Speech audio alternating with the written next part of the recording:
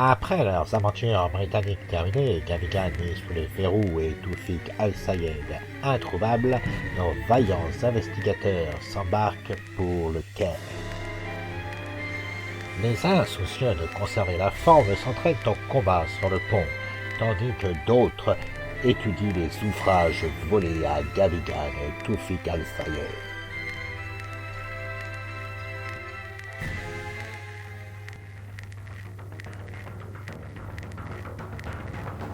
Arrivés à Port Saïd et avant de prendre le train pour le Caire, leur compagnon Rachid décide de rentrer chez lui.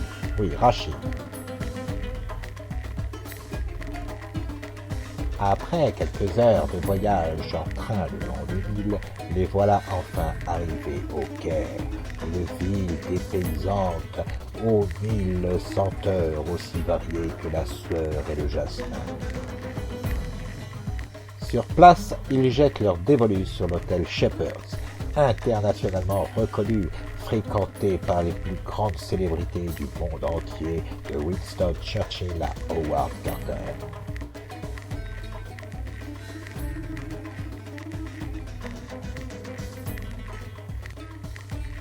Dans leur chambre, un exemplaire du jour du bulletin du Caire qui les informe des actualités internationales et égyptiennes, notamment les conflits politiques ou encore l'expédition Clive financée par la Fondation Pennew. Très vite, il rencontre son rédacteur en chef, Nigel Wasif. Celui-ci leur donne différents renseignements et est particulièrement sympathique avec eux. Il leur recommande le docteur Ali Kaffour, professeur au musée du Caire.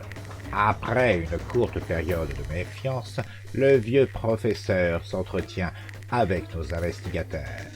Il leur parle du pharaon noir, de Nefrenka qui fut arrêté par Snefrou et des différentes pyramides. Localiser Faraz Nagir, l'homme qui avait écrit à Roger Carlyle, est bien plus compliqué pour nos amis. Après s'être perdu plusieurs fois dans les marchés et les souks, il le localise enfin grâce à l'aide du jeune Mahmoud, un petit mendiant d'une dizaine d'années qui vit au Caire et s'est pris d'affection pour eux. Nagir est totalement défiguré. Sa première boutique et lui-même ont été brûlés par des amis du pharaon noir, après qu'il eut vendu différents articles à Carlyle. À l'instar de Kaffour et de Wasif, Faraz Nagir les invite à se montrer très prudents avec la secte du pharaon noir. Il en est de même à propos d'Omar Shakti, homme d'affaires égyptien particulièrement puissant. Craintif et sous la menace, l'homme finira par révéler aussi qu'il a appris que la secte s'en prendrait prochainement à la mosquée Ibn Touloun.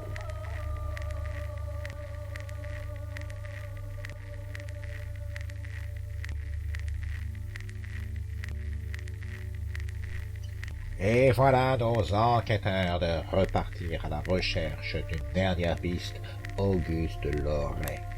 L'homme était agent de Carlyle et semblerait se cacher quelque part dans les rues du Caire. C'est finalement grâce à l'ambassade de France et à l'aide de Mahmoud qu'ils trouveront et parviendront à localiser Auguste Loret. L'homme n'est plus que l'ombre de lui-même, rendu fou par ses visions et par la drogue qu'il semble consommer quotidiennement. Délire de drogué, réalité, l'homme évoquera longuement les travers de l'expédition Carlyle et notamment les rites païens et obscènes auxquels ils se sont adonnés.